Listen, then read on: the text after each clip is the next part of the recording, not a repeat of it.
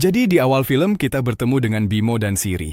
Mereka berdua adalah suami istri dan Bimo sedang bersiap-siap pergi ke sebuah pulau bernama Borneo, di mana ia akan mengajar anak-anak di sana sebagai seorang guru. Siri juga akan ikut bersamanya, dan pihak manajemen telah mengirimkan sebuah mobil serta seorang pemandu wisata Borneo untuk mereka. Dalam obrolan, sopir memberitahu Bimo bahwa populasi di pulau itu sangat sedikit karena tahun lalu terjadi banjir besar di sana. Saya rasa di sana tidak ada sekolah. Sebagai jawaban, Bimo berkata bahwa di sana ada sebuah sekolah. Saya sudah mencari informasinya dan menurut catatan hanya ada 7 anak yang belajar di sana. Sambil menceritakan lebih lanjut tentang pulau ini, sopir itu menjelaskan bahwa orang-orang yang tinggal di pulau ini memiliki beberapa prinsip dan tradisi yang mereka ikuti. Bimo dan istrinya juga harus mengikuti tradisi dan ritual yang sama. Memotong pembicaraan sopir, pemandu wisata berkata bahwa ketika dia pertama kali datang ke sini, dia juga tidak tahu tentang hal-hal ini. Saya juga tidak mengikuti beberapa tradisi, akibatnya penduduk desa sangat marah dan saya pun harus menghadapi banyak kesulitan. Namun, dia tidak menceritakan seperti apa kesulitan itu. Mereka sedang melanjutkan perjalanan ketika tiba-tiba Siri mendengar suara seseorang berteriak. Ketika dia melihat keluar jendela, dia melihat sebuah kepala perempuan melayang, yang membuatnya sangat ketakutan. Dia pun menceritakan hal ini kepada ketiga temannya, tapi tidak ada yang mempercayai ucapannya. Dia begitu ketakutan hingga ketiganya berusaha menenangkannya bersama-sama. Dia mencoba meyakinkan mereka bahwa kepala itu benar-benar melayang, tanpa tubuh sama sekali. Namun mereka tidak memperhatikan perkataannya. Tiba-tiba Siri merasa mual dan mereka pun harus menghentikan mobilnya. Tiba-tiba mereka mendengar suara dari hutan, seolah-olah sesuatu sedang bergerak cepat ke arah mereka. Saat melihat ada peti mati bergerak ke arah mereka, mereka pun ketakutan, segera masuk mobil dan mencoba menstarternya, tapi mobil tidak bisa menyala. Sopir bertanya pada Siri dan Bimo, "Apa kalian punya jimat?" Namun karena mereka tidak punya apa-apa, sopir itu berkata, "Kalau ada telur atau nasi, berikan saja." Mereka punya telur, yang kemudian mereka lemparkan ke arah peti mati itu, lalu menyalakan mobil dan pergi. Di belakang, kita diperlihatkan sebuah tangan hitam yang menyeramkan keluar dari peti mati itu. Tak lama kemudian pagi pun tiba, dan mereka sampai di sebuah desa terdekat untuk makan. Siri masih terlihat ketakutan, lalu Bimo mencoba menenangkannya. Siri pun bertanya, "Sebenarnya apa itu peti mati tadi?" Tour guide kemudian menjelaskan bahwa di sini, ketika seseorang meninggal, mereka tidak dikubur, melainkan dimasukkan ke dalam peti mati dan digantung di pohon. Di antara mereka yang melakukan ilmu hitam, roh mereka yang disebut Ganiru akan tetap gelisah seperti itu. Setelah mati, mereka memburu dan memakan manusia, dan peti mati seperti ini sering ditemukan di Borneo. Setelah itu, mereka pun melanjutkan perjalanan dari tempat ini. Bimo berkata kepada Siri, "Kalau kamu mau, kamu bisa kembali ke ibumu." Namun Siri menjawab, "Tidak, aku akan tetap bersamamu." Saat mereka melanjutkan perjalanan, seorang guru bernama Tenzin dan sekretaris desa menyambut mereka di desa, di mana kepala desa telah mengirimkan sebuah perahu khusus untuk Bimo dan Siri, agar mereka bisa duduk dan melanjutkan perjalanan ke desa. Tenzin berkata kepada mereka, "Kalian silakan lanjutkan perjalanan, saya harus pergi mengajar di sekolah lain." Mereka pun naik perahu dan berangkat menuju desa. Sementara itu, Tenzin bertanya kepada pemandu wisata apakah ada sesuatu yang terjadi di tengah perjalanan. Pemandu wisata menjawab, "Ya. Sebelumnya kuyang muncul di depannya, dan kemudian ada peti mati yang terbang, yang membuat mereka berdua sangat ketakutan." Tenzin menjawab, Baiklah, mereka masih harus menghadapi banyak kesulitan di sini. Kedatangan gadis ini sebenarnya sudah diramalkan sebelumnya, tapi bukan secara spesifik tentang Siri. Warga desa hanya meramalkan bahwa akan ada seorang wanita dari pulau lain yang datang ke sini, dan apa hasilnya nanti itu akan kita lihat selanjutnya. Di sini diperlihatkan bahwa Bimo dan Siri sudah sampai di desa. Sekretaris desa mengantar mereka sampai ke pinggir desa lalu pergi sendiri. Dari sini mereka harus melanjutkan perjalanan sendiri. Jalan yang melewati hutan lebat ini membuat keduanya merasa takut. Di sini mereka juga melihat banyak peti mati yang tergantung di pohon, yang membuat Siri sangat terganggu, dan Bimo berusaha menenangkannya sambil membawa Siri keluar dari tempat itu. Setelah berjalan lebih jauh, mereka bertanya pada seorang wanita tua tentang arah ke sekolah. Wanita itu memang menunjukkan jalan kepada mereka, tetapi mereka memperhatikan bahwa wanita itu dan seorang pria yang berdiri bersamanya memandang mereka berdua dengan cara yang sangat aneh. Ketika mereka sampai di sekolah, hal pertama yang mereka lakukan adalah bertemu dengan kepala sekolah di sana. Kepala sekolah memberikan kabin untuk mereka tinggali dan makan bersama mereka. Saat makan, kepala sekolah memberitahu mereka bahwa tahun lalu, desa mereka dilanda banjir besar yang sangat buruk. Karena banjir itu, banyak anak-anak yang meninggal. Orang-orang muda di sini telah bermigrasi, dan sekarang hanya ada 7 anak yang belajar di sekolah ini. Meskipun hanya ada 7 anak, namun menjadi tanggung jawab mereka untuk memastikan masa depan anak-anak itu tetap cerah. Sambil makan, tiba-tiba kepala sekolah berdiri dan berkata kepada mereka bahwa ada satu hal yang lupa ia sampaikan. Tradisi kami adalah memberikan sebagian makanan kami ke hutan, dan alasannya adalah karena kami percaya bahwa apapun yang diberikan alam kepada kami harus mengembalikan sebagian darinya kepada alam. Setelah menjelaskan semua itu, sebelum pergi, kepala sekolah berkata kepada Siri bahwa jika dia mau, dia bisa datang mengajar di sekolah. Dengan begitu, hatimu juga akan senang dan kamu tidak akan duduk di rumah sepanjang hari. Keduanya pun setuju dengan saran kepala sekolah. Setelah itu, Bimo mengantar kepala sekolah sampai keluar. Begitu kepala sekolah pergi, Siri merasakan ada sesuatu yang aneh di sana dan kita melihat seorang wanita tua yang aneh sedang mengawasi Siri. Di sini, Bimo berbicara dengan kepala sekolah dan menceritakan tentang pasangan aneh yang dia lihat di hutan. Mereka berdua melihat Bimo dan Siri dengan cara yang sangat aneh. Lalu kepala sekolah tertawa mendengar ceritanya dan berkata bahwa nama kedua orang itu adalah Alang dan Tambi. Anak-anak mereka berdua telah hilang. Sejak saat itu warga desa mulai mengabaikan mereka. Mereka pun mulai tinggal di hutan, jauh dari warga desa. Karena menurut kepercayaan warga, Tambi melakukan ilmu hitam dan itulah penyebab banjir besar yang melanda desa. Wanita yang sedang dibicarakan oleh kepala sekolah itu adalah wanita yang sama yang masih mengawasi Siri. Kepala sekolah pun pergi. Mereka juga tertidur. Dan di tengah malam, pintu mereka diketuk.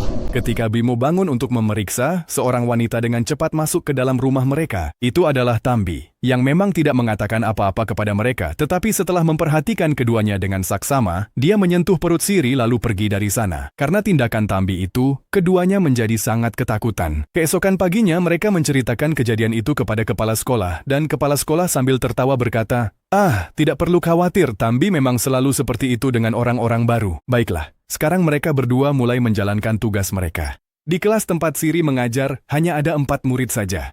Namun, begitu ia mengangkat wajah dari buku dan melihat ke arah murid-murid, ia mulai melihat hantu-hantu anak-anak yang sudah meninggal di seluruh kelas. Karena hal itu, ia menjadi sangat ketakutan dan sepulang ke rumah, ia menceritakan kejadian itu kepada Bimo. Bimo berkata padanya, "Aku rasa tidak ada hal seperti itu yang terjadi. Itu mungkin hanya ilusi kamu saja. Mungkin kamu terlalu memikirkan ucapan sopir itu. Jangan terlalu dipikirkan." Bimo lalu pergi dari sana, dan setelah itu Siri melihat bayangan seseorang di balik tirainya. Ketika ia mendekati jendela dan membuka tirai itu, ternyata tidak ada siapa-siapa di sana. Saat makan malam dia berkata kepada Bimo, "Bimo, aku merasa ada seseorang yang selalu mengawasi kita." Bimo menjawab, "Tidak ada apa-apa, kamu hanya terlalu khawatir. Semuanya akan baik-baik saja. Coba deh, kamu berkenalan dan bergaul dengan orang-orang lokal di sini. Kalau kamu menghormati orang-orang lokal, mereka juga akan menjaga kamu." Keesokan harinya kita melihat Bimo dan Siri berada di dalam sekolah. Mereka sedang bermain dengan anak-anak ketika tiba-tiba mereka melihat Tambi di dekat pohon yang jauh. Dan segera setelah itu mereka mendengar suara teriakan seorang anak perempuan dari sekolah.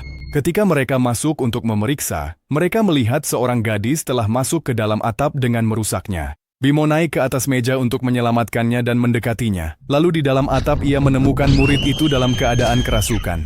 Sebelum Bimo bisa melakukan apapun, ia mendengar suara teriakan Siri dari ruangan lain. Mereka pergi melihat dan menemukan Siri terkunci di ruangan lain. Dan di sana dia melihat banyak roh anak-anak, yaitu hantu anak-anak yang sudah meninggal, yang menunjuk ke arah perutnya sambil berkata, "Pengorbanan, pengorbanan," dan kejadian ini membuat Siri semakin ketakutan. Perutnya juga mulai terasa sedikit sakit. Beberapa saat kemudian terlihat bahwa pintu ruangan tempat Siri terkunci terbuka dengan sendirinya, dan Siri ditemukan tergeletak pingsan di sana. Sementara itu, gadis lain yang berada di dalam atap kelas dan melakukan hal-hal aneh juga akhirnya pingsan.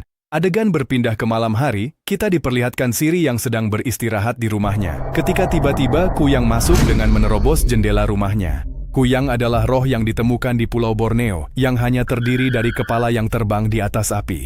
Begitu Kuyang menyerang Siri, Siri langsung mengenali bahwa itu bukan siapa-siapa selain Tambi. Sebelum Tambi sempat melakukan sesuatu padanya, Siri terbangun dan kita mengetahui bahwa semua yang dia lihat tadi hanyalah mimpi buruk. Keesokan paginya, kepala sekolah datang ke rumah mereka untuk memberitahu bahwa kejadian yang terjadi di sekolah kemarin membuat anak-anak sangat ketakutan. Sehingga hari ini sekolah diliburkan. Mereka juga tidak perlu datang ke sekolah. Setelah semua ini, kepala sekolah menanyakan kondisi kesehatan Siri yang masih belum membaik, dan sekaligus menyampaikan pesan dari kepala desa bahwa beliau ingin bertemu dengan mereka berdua. Bimo dan Siri pun pergi menemui beliau, lalu kepala desa membawa mereka berdua untuk bertemu dengan seorang gadis bernama Mena. Meina adalah seorang dukun dan kemampuan sihir ini ia dapatkan dari keluarganya. Untuk mengetahui apa yang terjadi pada malam terakhir bersama Siri, Meina memegang tangannya, memeriksanya, lalu memberitahu bahwa Siri ternyata sedang hamil. Hal ini pun tidak diketahui oleh Siri sendiri. Siri merasa senang setelah mengetahuinya, namun kepala suku di sana justru marah kepada mereka. Mereka berkata bahwa jika kamu memang hamil, seharusnya kamu memberitahu kami. Sekarang, jika Siri hamil, apa ruginya bagi mereka? Siri tidak bisa memahami alasan di balik kemarahan mereka dan bertanya, sebenarnya apa masalah kalian? Meena pun menjawab bahwa di sini ada sebuah ramalan yang sedang berlaku. Orang-orang di sini percaya bahwa akan ada seorang wanita hamil dari pulau lain yang datang ke sini, dan dari janin merahnya, iblis yang ada di sini akan melengkapi dirinya sendiri dan kemudian menjadi begitu kuat, sehingga selain menguasai pulau ini, ia juga akan menghancurkannya. Mendengar hal itu, Siri dan Bimo juga menjadi sangat ketakutan. Meena berkata kepada mereka, "Jangan takut, saya akan melakukan sesuatu." Dia mengambil beberapa daun di sini, lalu melemparkan mantra di atasnya dan menyuruh seorang pria untuk merebus daun-daun itu. Pada saat yang sama, kita melihat bahwa Siri sudah pingsan. Ketika Meena mencoba menyadarkannya, tiba-tiba Siri pun sadar kembali. Namun dia menjadi sangat aneh. Seolah-olah ada sesuatu yang merasuki dirinya. Seluruh wajahnya menjadi hitam dan matanya tampak aneh. Pada saat keadaannya aneh, cuaca di luar juga menjadi mengerikan. Awan hitam mulai berkumpul disertai badai kencang, dan ini menandakan bahwa mungkin apa yang dikatakan penduduk desa kini menjadi kenyataan.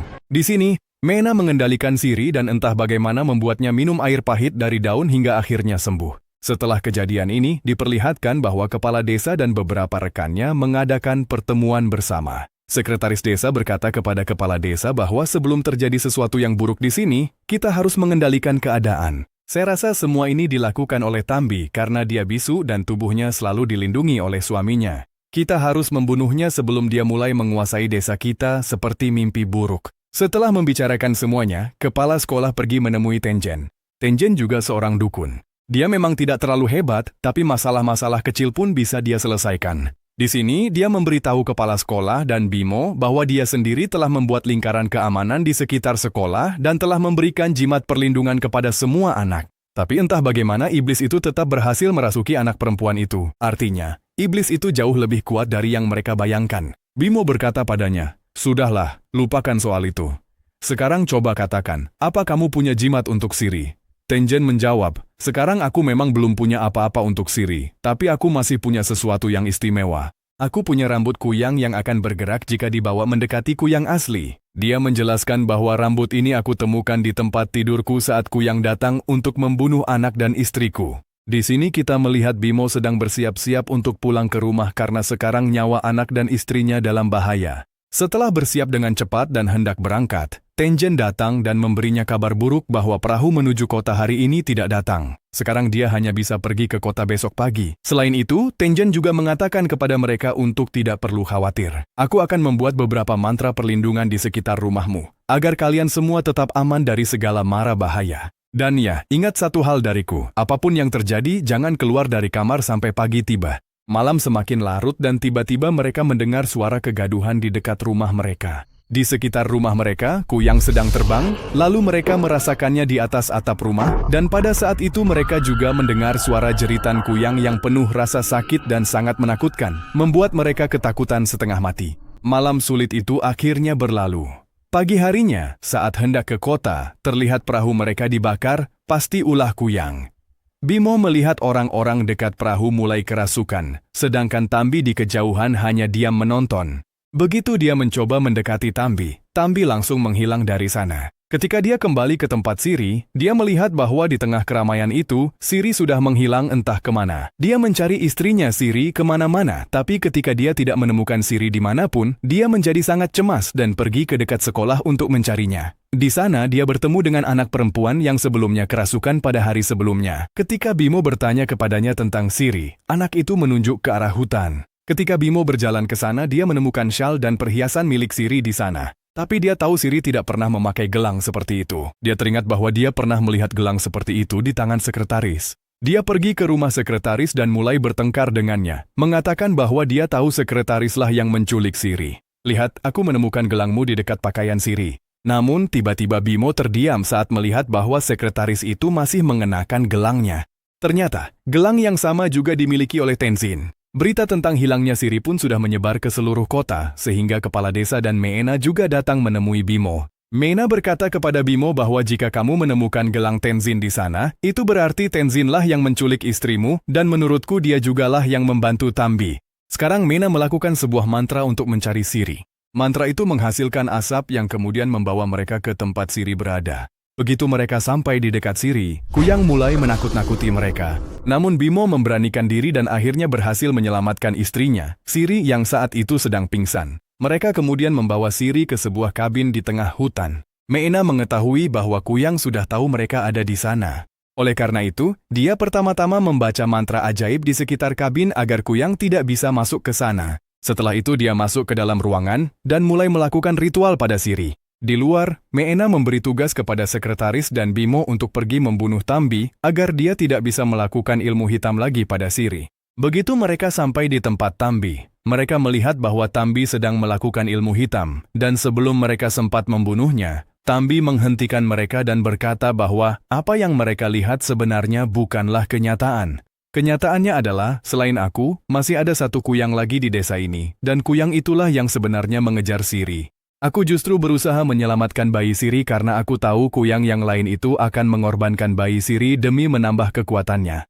Adegan berpindah dan kita melihat Tenzin yang masih mencari Kuyang yang asli. Melalui rambut Kuyang, ketika dia membawa rambut ini ke Tambi, rambut itu tidak bergerak. Namun begitu dia membawanya ke Meena, rambut itu mulai bergerak. Artinya, twist terbesar dalam cerita ini adalah Meena, yang selama ini dianggap baik oleh semua orang dan yang mereka percayai untuk mengobati mereka, ternyata dialah pelakunya. Dialah sebenarnya demon Kuyang yang membutuhkan pengorbanan anak Siri untuk mendapatkan kekuatannya secara penuh, dan dia bahkan sudah memulai pengorbanan itu. Di awal cerita, kita melihat bagaimana Tambi datang dan meletakkan tangannya di perut Siri. Saat itu, Siri telah memasang mantra perlindungan pada bayinya. Namun sekarang Meena sudah berhasil memecahkan mantra tersebut. Setelah mengetahui seluruh kebenaran, Bimo pun pergi untuk menyelamatkan istrinya, Siri. Bersamaan dengan itu, Tambi juga datang dalam wujud Kuyangnya. Di sini, Meena hampir saja mengorbankan anak Siri, namun tiba-tiba dia mendengar suara di luar kabin. Ternyata itu adalah Tenzin dan sekretaris, yang kemudian ditangkap dan dibunuh oleh Meena sebelum dia kembali melanjutkan misinya. Dan sebelum Meena berhasil menyelesaikan misinya, tepat pada waktunya Tambi datang dan mulai bertarung dengannya. Untuk melawan Tambi, Meena juga berubah ke wujud Kuyangnya di sana. Pertarungan mereka begitu sengit hingga menyebabkan kabin mereka terbakar. Siri sendiri sedang terbaring di sana. Bimo dengan sekuat tenaga memberanikan diri dan berhasil menyelamatkan Siri dari sana. Kita pun mengetahui bahwa Tenzin ternyata belum mati. Di sini, Tenzin memberikan rambut Kuyang kepada Bimo dan berkata, "Pergilah cari Kuyang yang asli dan bunuh dia." Semua ini tidaklah mudah karena banyak penjaga mati, yaitu hantu, yang menjaga tubuh Kuyang. Namun Bimo tidak menyerah dan dengan bantuan rambut itu, ia berhasil menemukan tubuh asli Kuyang, lalu melemparkannya ke dalam kabin yang sedang terbakar. Ketika tubuhnya terbakar, Kuyang menjadi lemah. Setelah itu, ia menyerang jantung Kuyang, yaitu Mina, dan mengakhiri hidupnya untuk selamanya. Begitu Mina mati, di adegan berikutnya diceritakan bahwa semuanya telah kembali normal di desa itu. Semua orang di desa kini tahu bahwa banjir yang melanda desa itu bukan disebabkan oleh Tambi, melainkan oleh Mina. Di sana, Bimo dan Siri juga melihat Tambi dan suaminya. Namun sampai di desa, mereka tahu Tambi dan suaminya sudah wafat malam sebelumnya. Bimo sadar mereka melihat arwah Tambi dan suaminya. Di adegan post-kredit, bahaya di desa ternyata belum usai karena seorang gadis tampak menghidupkan kepala Mina Kuyang, mengakhiri cerita ini.